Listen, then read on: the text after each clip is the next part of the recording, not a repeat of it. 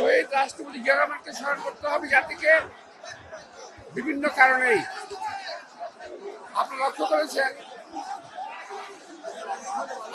করেছেন সংস্কার সংস্কার করতে করতে বর্তমান সরকার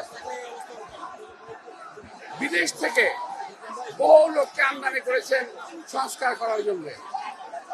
আমি আজকে অত্যন্ত গর্বের সঙ্গে বলতে চাই, শহীদ রাষ্ট্রপতি জিয়া রহমান বহু সংস্কার করেছেন বাংলাদেশে, বহু। উনি বিদেশ থেকে কোনো পরামর্শ আনেন নাই, উনি দেশে থেকেই দেশের যে সংস্কার করা দরকার তা করেছেন।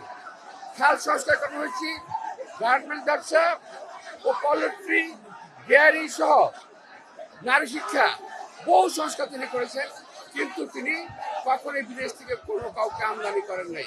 আজকে এই সরকার কিছু বিদেশি লোককে আমদানি করেছেন কিছু সংস্কার করার জন্য।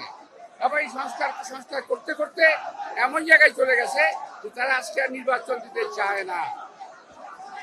খুব দুঃখের সঙ্গে একটা কথা বলছি, দেখলাম ইউনিসেফ জাপানে বসে বিএনপি সম্পর্কে বদনাম করছেন। একটু লজ্জাও লাগলো না দেশের সম্পর্কে বিদেশে বসে বদনাম করতে? তিনি বললেন একটি দল নির্বাচন চায়। আর আমরা বলতে চাই একটি লোক নির্বাচন চায় না, সে হলো ইউনূস। ও নির্বাচন চায় না। বিএনপি বরাবর নির্বাচন চেয়েছে ডিসেম্বরের মধ্যে, এবং এই ডিসেম্বরের কথা কিন্তু ইউনূস সাহেব স্বয়ং বলেছেন, আমরা বলি নাই। তারই প্রস্তাব পরবর্তীতে তিনি শিফট করে চলে গেলেন জুন মাসে যদি নির্বাচন কথা বলেন, এই নির্বাচন কখনো বাংলাদেশে হবে না। সুতরাং নির্বাচন যদি করতে হয় ডিসেম্বরের মধ্যে করতে হবে। আর নির্বাচন করতে না চান সেটা ইউনূস সাহেবের দায়িত্ব, আমার দায়িত্ব নয়।